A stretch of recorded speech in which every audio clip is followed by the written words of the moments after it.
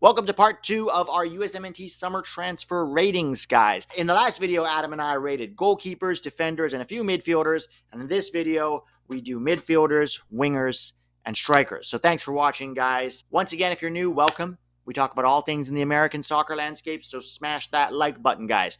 Smash subscribe if you're new as well. Thanks for watching. Let's dig in.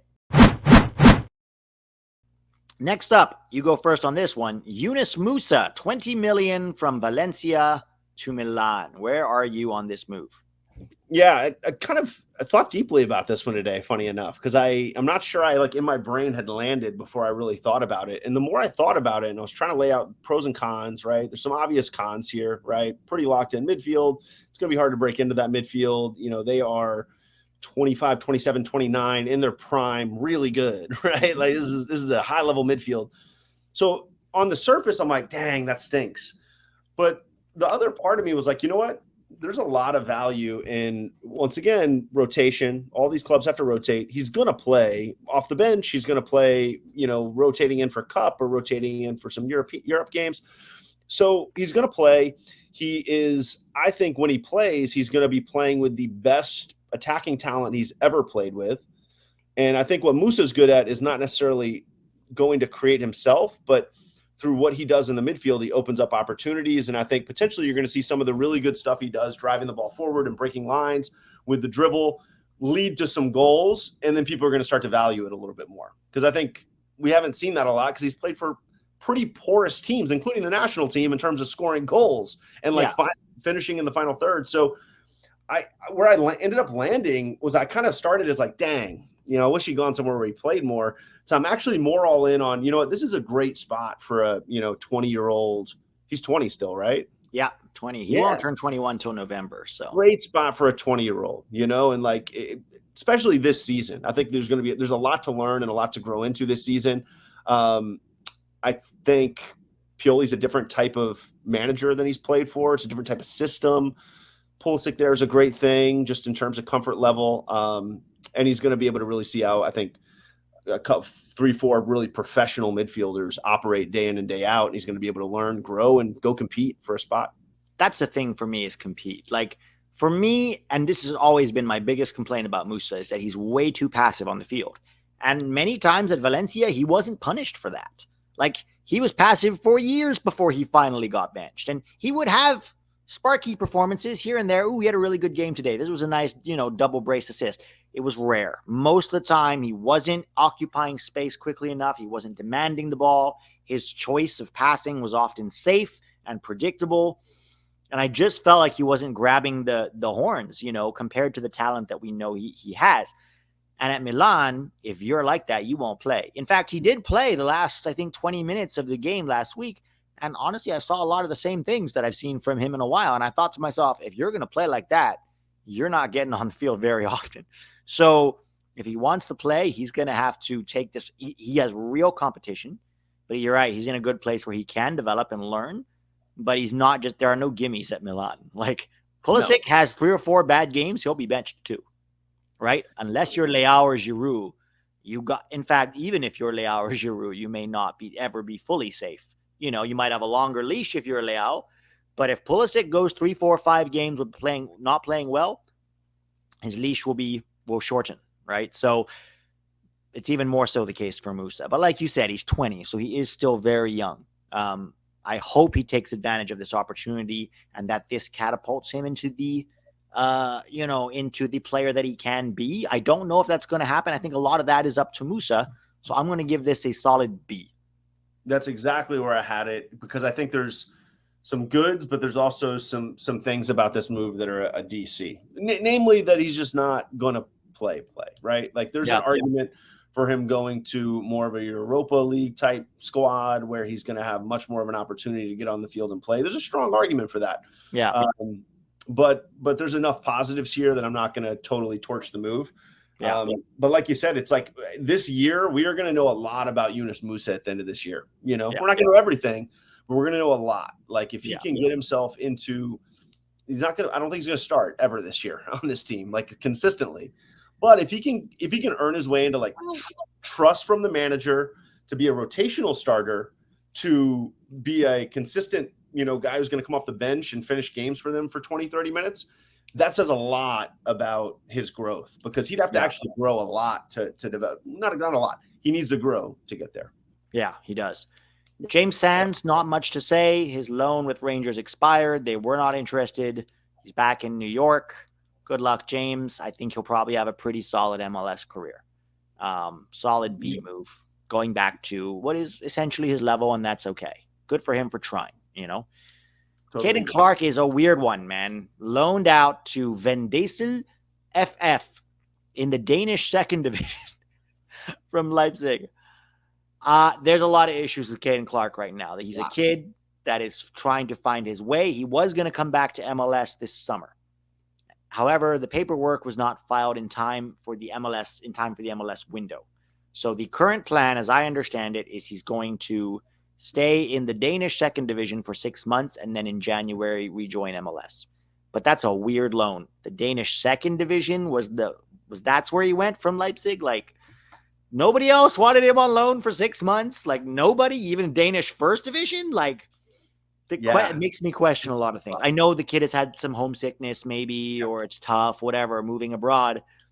I'm sure it's not easy, but listen, after the early kind of pop he had, his first MLS season, right? Yeah. You're like a lot of hype. First of all, he signed that deal so early, way too early, in my opinion. I think Leipzig realized that as well after a little while.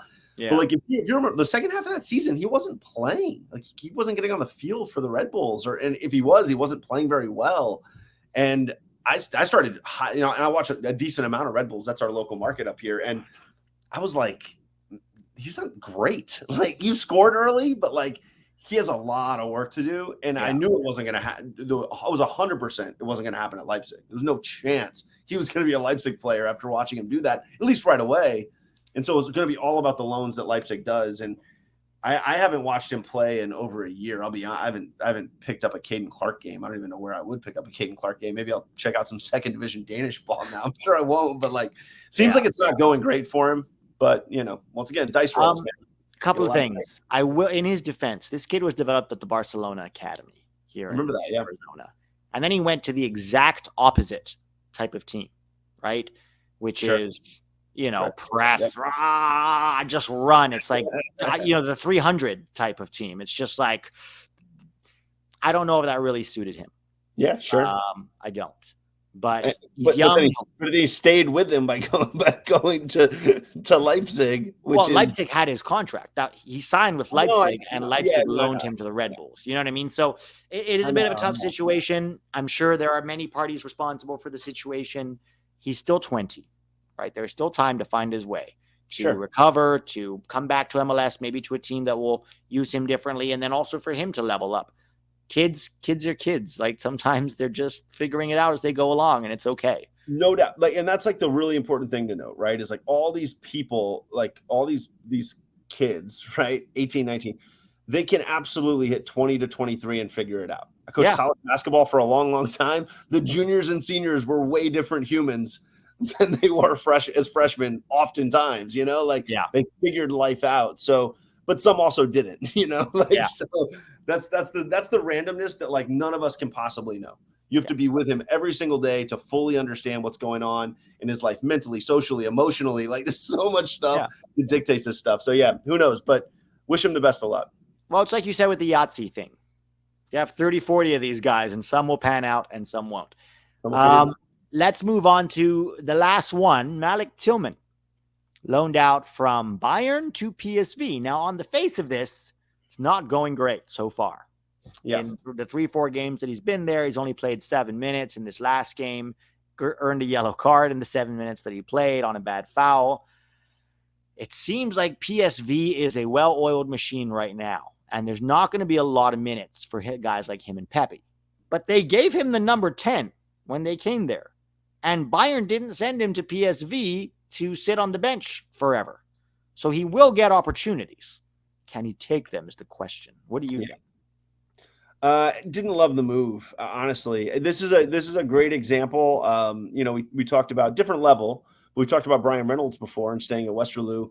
To me, this is a guy who fits that same mold of he did awesome last year, right, in Scotland. And like I would have I don't know how it all works. Maybe it's totally unrealistic, but my ideal scenario would have been for him to go back there and elevate even more. Because as great as he did, he wasn't dominant or anything. You know, he was a nice player at that level, and he had some really good moments and games.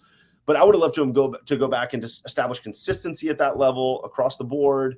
You know, play in some European competition and kind of level up in a place where he was already obviously comfortable, gain more confidence. The more you move, right? It's like I just said before, our moves can be great for sure. But when you just start bouncing around club to club to club, it's like it's hard to gain your footing anywhere, you know? And so that's what's tough is like if this move doesn't go well, then next year it's a different club. And then what? You know, like, and then it's like, dang, I really wish he'd stayed in Scotland for another year and like and grown. But so I was on record as I wanted him to leave Rangers, just because I did think, I don't know if it was the best place for him for a second season in a row, but I do think there is a big gap between PSV and Rangers, as we just saw. There is. You know, I thought maybe like a Feyenoord or even an AZ or somewhere else in the Eredivisie, or maybe a top level, you know, Belgian club like Genk or, you know, Brugge could have been more interesting for him. I'm not going to lie. I see a little bit of Serginho Dest at times in this guy. And by Serginho Dest, I mean the mental focus and commitment. And I see a little bit of that in Malik. And it's early days, but he's also not 18 or 19. He's 21. So he's not exactly you know what I mean, just emerging. And so it'd be interesting to see how he handles this at PSV. I think he will get some opportunities. Does he have the bite to be able to take them? Because now Chucky Lozano is there too. So the competition for spots, even though they do have Champions League, is going to be fierce. Let's see what happens. A lot of this is up to Malik. He fades in and out a lot, right? And that's kind of what I was talking about before, where like he had moments in Scotland. But once again, like I totally get the argument to leave that level. But for me, when I actually watched the games, right now, the highlights looked awesome. You watch the highlights, you're like, whoa, my gosh. Like, he's, you know, dribbling past people, jumping over people. But it's like a basketball player who has 2-3 amazing dunks in a game, but he scores 6 points. Right. And he has 1 rebound. And it's like, well, you made SportsCenter, but, you know, like your value actually isn't that high. And that's what I saw watching the games is I was like, oh, he hasn't really figured this level fully out yet. He's not like a dominant player. And to me, if you're going to level up, you know, become that player at that level. So I gave this move, when it happened, I gave this move like a C in my brain, CD. I just didn't love it, to be honest. I know a lot of people did. I didn't love this move right away. And so it's still there, C-ish for me. I'm giving this one a B because it's, for me, very much wait and see. I think he can do it. I think a lot of it is up to him. I hope you're right. I hope it ends up being a good move because if he can play at this level, it's pretty darn good. Like that's a big jump. PSV is not a scrub. Like you watch them play, that is a really good team. They're in good. fact, I mean, I'm backing them early. I'm backing them to win the Eredivisie this year. I know they have a lot of competition, but I think if now that they've added Chucky, especially, I think they're just going to outscore opponents. Their defense still is missing something, but I think they're going to be so good in attack, especially with Chucky. Chucky's not, you know, but this guy was decent enough in Napoli, and he killed it at PSV last time he was there. So I think this is going to be fascinating. I know, yeah. Like I'm really interested to see how he does coming back. What is their? They made Champions League, right? Yeah, they're in the Champions League. What's their group? Oh, Arsenal, Lens, and Sevilla. That's interesting too. Like that's not undoable. Like you know what I low key want? I would almost rather, and I probably shouldn't say this out loud. If they get out of the group, they'll probably get knocked out in the next stage. Sure. But if they finish third, this team could challenge for Europa League. And with the Europa League, they'll have to rotate a lot more toward the end of the season. And I think that's where guys like Pepi and Malik will get more minutes. So I almost want them to finish third. I know it's weird. Of course you want our guys to get out of their group. But I almost, a part of me that's like third for our guys' playing time might be the best move, you know? Yeah, it's totally fair. And then wingers. You start with Brenden Aaronson. Where are you? I like the move.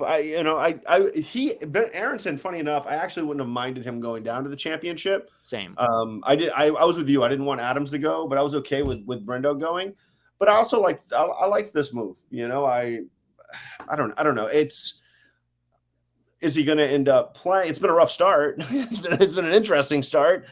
Is he going to play? Is he not going to play? I mean, it seems like they're giving him opportunity early, so it seems like he's going to get the opportunity to earn the minutes or lose the minutes. Not going great so far, but listen, Brenden is going to be Brenden. He's another guy, like, we have to kind of know what he is and who he is and understand that, like, he's going to have a role. Like, his role for the national team, he might get passed by guys, first of all. Like, it's not locked in that he's going to be on this team for the next 3 years, but his role could be valuable, which is like he can be an elevated version of Areola, right? Areola, there's some stuff Areola did that had value. He just wasn't a good enough soccer player at the core of it to, like, make it valuable, in my opinion, right? I think Aaronson has the ability to be a good enough soccer player, good enough at the technical pieces of soccer that he doesn't completely collapse what you're trying to do. Yeah. And he brings the energy and the defense, and, there's value to that stuff, right? And there's value to having a guy who can bring that off the bench, in my opinion. Yeah. And so I don't know, but that is what he is. And so if there's a team who likes that and wants that, then cool, go do it. I don't know. Is Gladbach the right team? What are your thoughts? I don't know, to be honest. I didn't think he really fit Gladbach, except that they go long and they put a lot of crosses in, and then they try to go win second balls. And I think they looked at stats and they went, this guy, wins a lot. He doesn't win a lot of balls, but he presses a lot. He runs a lot with a counter pressing. It hasn't gone well. It's very early to say, but his first game, he was terrible. In the second game, he got 2 yellow cards in 23 minutes, while also being terrible.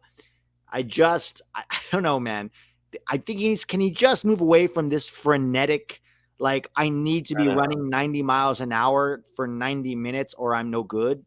Like, I just want someone to, like, slow it down with Brenden and be like, take a second.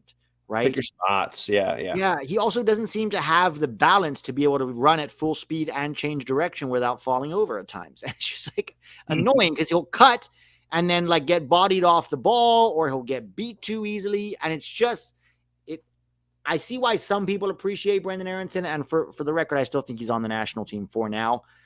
Yeah.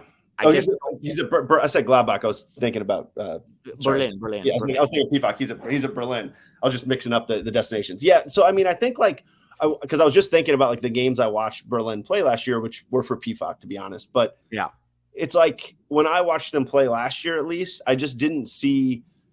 I don't know. Maybe I'm wrong on this. I didn't see them being an all-out. Like, his value is his pressing, in my opinion. That's, like, most of his value right now. Yeah. And they just didn't seem to do a ton of that. Like, I guess you're right. Like, they played direct, and, like, you can have some value in that in terms of chasing those direct balls that get turned over and kind of winning, kind of picking up the pressure off of that. But, like, I don't know. When I watched them last year, and then I remember he got the move, I was like, in my brain, it was an auto, like, C in terms of style, B in terms of, like, Bundesliga, and probably, like, my excitement for that, but, like, so I don't know. I land at kind of like a B- probably with this one. I think there's some positives there, but yeah, I'm with you. I'm C actually on Aaronson. I just think the championship for a year would have been good for him, taking that step back. These guys have Champions League. They're, trying to fight for a top 4 spot again in the Bundesliga. I don't know if they'll get it. I just think championship was more Brenden Aaronson's level. But let's move on. Tim Weah from Lille to Juve for 11.3 million. And the early signs are promising. He's starting at that right wing back spot. He's there to replace Guardado, who left. He looked okay in his first game, looked a bit better in this last one, had some very interesting moments. I like this move. There's a spot for him. There's a position that they like. And he doesn't have that much competition at Juve while being at a club that is going to try to challenge for the Serie A, title. So I'm an A+ on this for Tim Weah. Yes. I'm shocked you said A+. I thought I was going to be solo. I am A+ on this. I was not an A+ a month ago. I'll be honest. Like, oh, really? I don't know. Like, when I saw it first happen, I guess I really didn't dig into the scenario and the situation and the right wing back piece of it and the replacing Cuadrado. Like, but as I kind of thought more about it, and especially as I've seen it, I'm like, oh, this is great, right? And the thing, like, I think a lot of people forget, and I definitely did a month ago, is that, like, in the modern game, the right wing back does what, like, traditional old school wingers did, right? Which is, like, they're the guy who plays on the touchline, and they're playing wide and kind of working, kind of wide in and making cross. And that's what is he best at? He's best at making runs wide, crossing balls in, right? Like, making those little one-on-one moves that free up, space to cross. And actually, like, the way a lot of modern, wingers play is a little bit more inverted and a little bit more toward the middle of the pitch. And he's okay at that stuff, but he thrives when he's wide. We've seen that with the USMNT, in my opinion. Like, he thrives on the right wing because it's not what Puli's doing on the other side, which is kind of cutting in more. And I think this allows him to play to his strengths. And, like, as I've thought about it more, I'm like, oh yeah, Cuadrado, was a right wing back for years for them, and played winger for the national team mostly, and like that could be his path, right? Like, he can still play winger for us. This isn't going to hurt him as a winger for the USMNT. If anything, it's going to help because he's only going to get better defensively. And I'm going to just keep going back to that quarterfinal dream, that quarter and semifinal dream. Our winger is going to need to defend in that game. Like, yeah. And so great. Like, I don't think Pulisic's going to do that a ton or as well, but if our right wing, locked in right winger, can be an elite defender tracking back, that only helps us. So I've gotten really excited about it. He seems to fit really well, and they seem really bought in on him there. And he's put in a couple good performances. Yeah, this is A+. Let's go, Timmy. Next is Christian Pulisic. I've got another slam dunk A+ move. And the signs are very promising. 2 goals in 3 games. His confidence looks like he's back. They trust him. The fans love him. It's early days. Things can go south quickly. We know this. Do you know, Pete, do you know if you play pickup ball, right? Soccer. I play pickup soccer still. Play pickup basketball. If you get on a really good pickup team where guys know how to play, yeah, and you connect, it's just so much fun. Yeah. And opposite, you can get on a really bad pickup team, right? And it's like brutal. It's like awful. Guys are trying to make one-on-one moves and nobody's moving the ball. And it's just like you're standing. So to me, it's like he has found a really good, this isn't pickup, but like he's found a really good pickup team. And he seems to really enjoy playing with them, seems to fit who he is. I'm loving it so far, man. He just, even in a game like today where, he didn't have a standout game, but he was good. He was good. Yeah. He did a lot of good things and he just fit and he looks joyful. So it's fun. I think the thing I'm enjoying most about this move is not just the goals and even the combination. His explosiveness seems to be back. And I'm not going to lie. I was worried. I was like, have all the injuries taken away the explosiveness that we saw with young Pulisic, and will he never be the same again? But it doesn't seem to be the case. And maybe it's premature after only 3 games, but he's pulling off like beating guys and just surging ahead of them. That explosiveness is still seem to be there. It just seems that maybe the confidence is there now to be able to take advantage of it. And when that confidence is there, he tries it more often, or he tries it more effectively in the right moments. He seems to be making good decisions. He's like, in these 3 games, he rarely runs into players and loses the ball trying to do 1v1. He plays it safer. It's been mature performances from him. And again, it's early. He could get injured or have some bad form. Pulisic is a streaky confidence player, is what we know about him. He gets streaky, right? So we'll see how long this lasts, but as of now, it's a Champions League club with a very good manager and a very good team, and they have ambitions. I think they're clearly a Serie A contender, obviously, as well as potentially a Champions League contender as well. I mean, they were in the semifinal last year. There's no reason to, and they've strengthened well, too, with bringing in Reinders and Chukwueze and, Loftus-Cheek and Musah. Defensively, they've got some options with Kalulu and Kier. Like, it's a very well-balanced team. And I think it's a good team, man. Yeah. Like, and I'll tell you what, like these are just some subtle things about the move, right? Like, I think the Giroud piece of this is underrated. I think he and Giroud really, you could tell, but like if you watch those Chelsea days, they connected really, really well. Yes. And I think just having that comfort blanket of like, oh, I've got a striker who knows me and trusts me. That's awesome, right? That's just, you need that. If you're a winger, you're going to rely a lot on a striker's hold-up play to like put you in spots. So I love that, right? I loved like it's a relatively young team. It's not a bunch of 35-year-olds who have been playing together for 10 years who he's going to be an outcast. It's a relatively young team. Like you said, they brought in a lot of new pieces. This is like a team that's going to gel. And so I think when you combine those two things, I've got a center I love. It's all young dudes.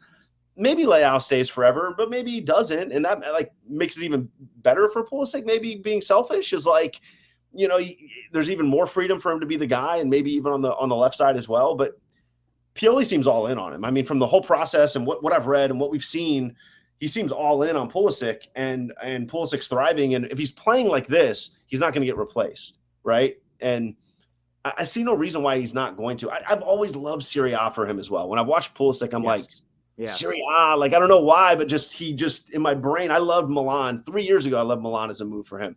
Yeah. And it was more Serie A than even Milan. Milan just happened to be a high-level club that was going to play Champions League that I thought he could play a lot on, but and competing for trophies is not a, go if he goes and wins a couple trophies, he's going to be, he might already be the most accomplished, American of all time in terms of European success.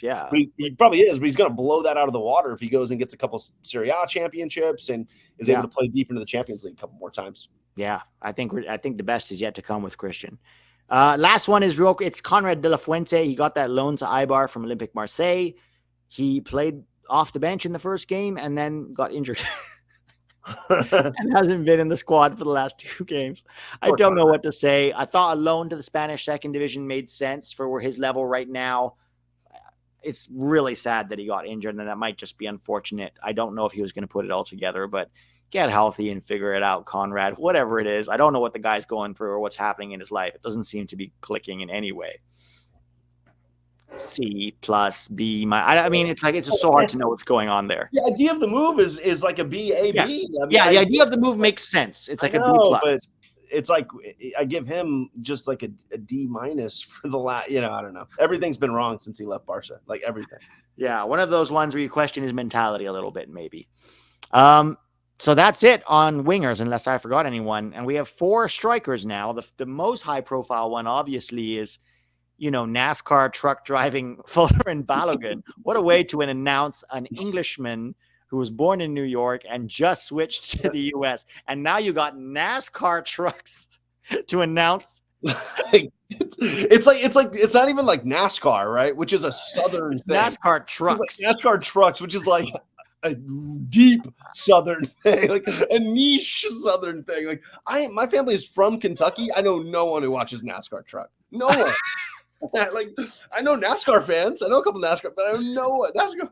I was dying. I watched the thing all the way through, and at the end, I was like, "Was that a NASCAR truck?" Is there any kind of reference to like the Monaco Grand Prix, where like the one thing that America and Monaco has in common is Balogun and car racing? Like, and they didn't really understand the difference between like NASCAR trucks. So maybe like the intern who put that together was like American racing car. He just Googled NASCAR videos and he found one. He was like, this must be it. I don't know what he was thinking because it makes really no sense. But it's hilarious. And this is the value of being American, right? Of choosing to play for the United States. Now he's announced as America's number 9 instead of some England depth piece. You know what I mean? Yep. 30 million according to Transfer Market, 30 million euros plus some add-ons, which is crazy because Inter Milan were almost ready to pay that. So I'm kind of feeling a little like, Inter Milan should have just held on, or maybe Arsenal was realizing no one was going to pay the 45 million they wanted for. I don't know, but like if Inter could have negotiated that fee, I actually would have loved that better because I think him and Lautaro together would have been amazing. Yeah. But I don't hate Monaco. My only question with Monaco right now is what is going to happen to Ben Yedder. Ben Yedder, yeah, sure. Ben Yedder is exactly like the Pepi situation. He's 33 years old. He's the club captain, and he scored 25 plus goals last season. Yeah, I'll go deeper. He's averaged close to 21 goals. I was kind of just looking at it. I knew he'd scored over 20, but it's like since he made the move in 19 there and made the move for 30 plus million as well, and has impressed, right? Has done nothing but succeed. 20 plus goals every single season, basically on average, and coming off a really good year. But 33, and Monaco, historically, right, going back a decade, when they invest deeply into someone, 30 mil plus, it's because they think that they can honestly sell that person for double that price. And like that's a lot of Monaco's business model. So I like the investment means a lot. I don't think they're going to let him just sit. I think investing that much money in, they're going to come up with a plan as to how they can not sit him there for a year, but really allow him to show what he can do so that they can start to, build his brand and build his value. Yeah. there's a couple other caveats. Ben Yedder has been accused of rape, and there is a police investigation going on Ben Yedder right now. Did not know that. Wow. Oh, yeah. So that's him and his brother is the current Did not situation. know that. Oh And I don't want to make light of that situation and see how it could benefit us. That's not at all what I'm trying to say. I'm just saying that is a situation that is relevant to what's happening with what Monaco paid for Balogun. Sadly, in the footballing world, in the athletic world, it does happen often, unfortunately, that either there's not enough evidence, or they settle out of court, or usually the footballer, the soccer player, the athlete, whoever it is, gets off scot-free. So there's a good chance that Ben Yedder's not going to jail. I can't comment on the situation too much because there's so little that I know. That's all I know is he's been accused. I know nothing else. So I hope justice prevails, whatever it is. But if he ends up staying and being their 9, now Monaco play a 3-4-2-1 with Minamino and currently another gentleman whose name I forget, just behind Ben Yedder. Now Balogun can play certainly wide, not as a pure winger, but wide in the pocket. We even saw that at times with Rennes, or however you pronounce them. Could he be a backup to Ben Yedder at the 9, but also a starter next to Minamino just behind Ben Yedder in sort of that, inverted winger playing in the channel close to the striker type of 3-4-2-1. That would be my guess, because I can't see them benching Ben Yedder. I don't know what's going to happen. We'll see. There's a good chance that Monaco looked at the evidence against Ben Yedder and said, yep, we're going to need a new striker. You know what I mean? I don't know. I don't know what's happening. But on the face of it, it seems like a good move. I'm going to give it an A- because I still do have concerns that he might not start at the 9, which is kind of where he needs to be starting right now. Any USMNT guy who goes for 30 million to Monaco is an A- transfer. A- transfer to me. It's hard to put it below that. They just do they always get it right? No, but they are pretty darn good at this, right? They have a track record of developing guys and selling them on for more. And some of those guys are Thomas Lemar, and they end up being whatever, and others are, Kylian Mbappe. So this isn't guaranteeing him long-term success, but I do think they're going to have a plan for him. I don't know what it is. Like you said, it could be to play alongside Ben Yedder. It could be to replace him. It could be that they think Ben Yedder is going to age out this year. He's 33 years old. He'll be 34 next year. Yeah. And so maybe it's, he's going to back up this year, and then we have plans for him, for the next, 2 years after that for him to be the guy and to develop and grow here and hopefully become a $80 million, sold out striker. So that'll be nice. Yeah. Let's see. Next up, Ricardo Pepi.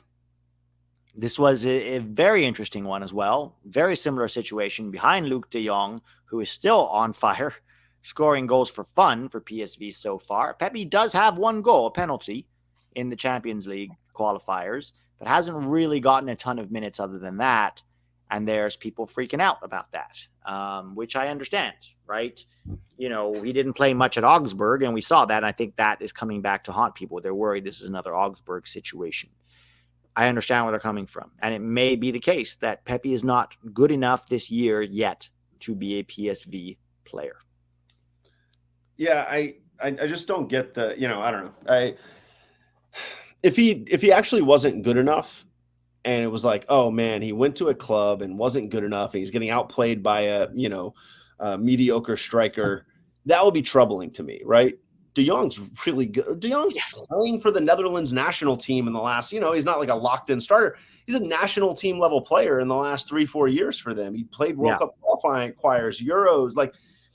This is a really good player, right? This is a guy scoring who, was up at Barca, right? And but this is a guy who in his last tenure at this club, exact same club, it's funny, PSV is bringing back the old school guys, right? They're bringing back De Jong, they're bringing back Chucky, scored 28 goals, 20 goals. It's a good soccer player. Pepi's not at the level to beat this guy out yet. So I don't like the move, because if his people knew that PSV was moving De Jong on this year or something, it's a good move. But that obviously wasn't happening. So why are we doing this? Why are we putting him in a spot to be a backup and not play and lose confidence? I thought he gained a lot of confidence last year, and I thought whatever his next move was going to be, it just needed to be a place where he could continue that forward momentum, right? And this is way different for me than a Musah situation at Milan. It's just way different, because I feel Pepi has shown that just strikers in general, right? It's like confidence matters a lot, right? Scoring goals matters a lot. And I don't know. I don't like it. I have it as a C-. I thought that when it happened too, to be honest, because I was like, is he playing over Young? Like, it's not happening. Like, I don't know. Let me play devil's advocate here. Please do. Yeah. Ricardo Pepi is 20, right? Which very few 20-year-olds are starting for a PSV unless they're Xavi Simons. And certainly at the 9, very few 20-year-olds are starting for Champions League clubs. Okay. Luuk de Jong is not young. He's 33. It's not old. And he does have a bit of an injury history. And maybe PSV looked at the situation and said, can he play 2 games a week this season? No. We are going to need a quality backup, but who's not like, I need to be a starter. Like a quality backup who's developing and ultimately can replace de Jong within a year or 2 or 3, but still needs some development. And Ernie Stewart was there. Let's not pretend that had nothing to do with the deal. Ernie Stewart actually signed Pepi, I believe, before he hired Peter Bosz, which I think is interesting. I still like the move. I do, at least for this season, because if he is not able to break in and earn minutes off de Jong, at least off the bench from time to time, start, in the league when de Jong needs a rest, it could just be our luck that de Jong is so fit this season and never gets tired and never gets injured and really screwed and wants to play 2 games a week. Then, yeah, maybe there's a future where Pepi looks away. But it's hard to look past the development potential as well of a club like PSV. Like they have developed so many global superstars that come out of there. So it's hard to look past that and say, no, not PSV. Plus the chance to play. I mean, they weren't there yet, but now he has the chance to play with Malik and with Serge. And I don't know how this is going to go. I don't. But I'm going to give it a B. I'm going to give it a B for this season, and then I could be wrong.